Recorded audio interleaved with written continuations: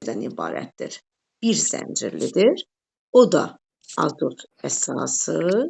Ona birləşir, amma karbohidrat riboza şəkəri ona birləşir nə? H3PO4. Burada adenin, bilirsiniz ki, guanin, sitozin və urasil dayana bilər. Düzdürmü? Və bunlar bircə zəncirdən ibarətdir. Yəni, ikinci zəncir yaratmır. Adenin əvəzinə urasil yaradır. Bu, deməli, DNT-nin, bu adenin dezoksiriboza şəkəri və H3PO4. Bir-birindən necə fərqlənir? DNT-nin azot əsaslı nukleotidi ilə RNT-nin azot əsaslı nukleotidi nə ilə fərqlənir? Ancaq karbohidrat hissəsinə görə. Burada dezoksiriboza şəkəridir. Burada isə riboza şəkəridir. Əgər sizə desək ki, DNT-nin yoxsa RNT-nin adenin azot əsaslı nukleotidinin kütləsi böyükdür. Təbii ki, ribozanınki. Elə bilməyin, bir zəncirlidir, bu ondan balacadır. Söhbət nukleotiddən gedir. Aydındır? Bir nukleotidin quruluşuna gedir. Bu ona görə dezoksidir ki, burada oksigenin bir əksikliyi var. Oksigenin kütləsi 16-dır. Əgər bunun kütləsini, məsələn, buradan bura qədər kütləsini A ilə işarə eləsək, ribozanı, buranı A-16 qədər işarə eləyəcəyik. Çünki burada dezoksidir. Bu hissə, qalan hər yerləri eynidir. H3PO4-lər də eynidir. Azot əsasları da, adenin hissəsi də eynidir. Fərq burada yaranıbdır. Düzdür? Riboza və dezoksiriboza hissəsində. Burada bir oksigen artıqdır, burada bir oksigen əksikdir. D yoxluq deməkdir də, oksigenin yoxluğu. Bəli, D inkar. Denaturasiya. D yoxluq deməkdir. Natura təbii deməkdir. Aydındır?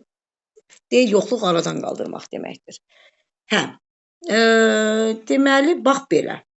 Amma dedik ki, ümumiyyətlə, gəlin görək, bizim əlimizdə neçə növ azot əsaslarımız var.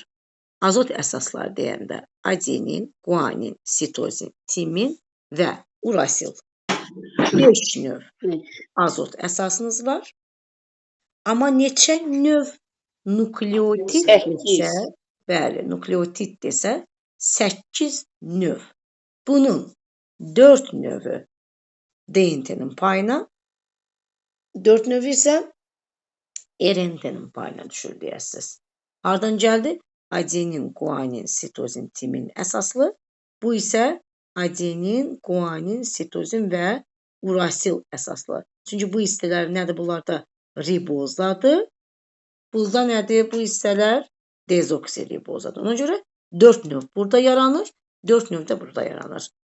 Toplam cəmi 5 növ azot əsasımız var, 8 növ nəyimiz var? Nukleotidimiz var deyəcəyik.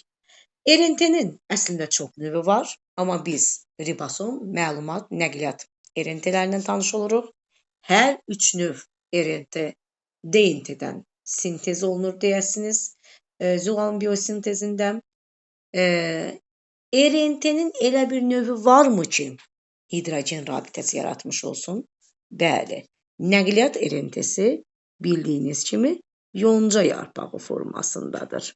Onun yonca yarpağı formasının olması bu hissələri arasında hidrogen rabitəsinin haradasa 3-4 yoxsa 5-6 nukleotid hidrogen rabitəsinin yaranmasında iştirak edir burada və onun burulmasına, yonca yarpağı quruluşunu almasına kömək edir.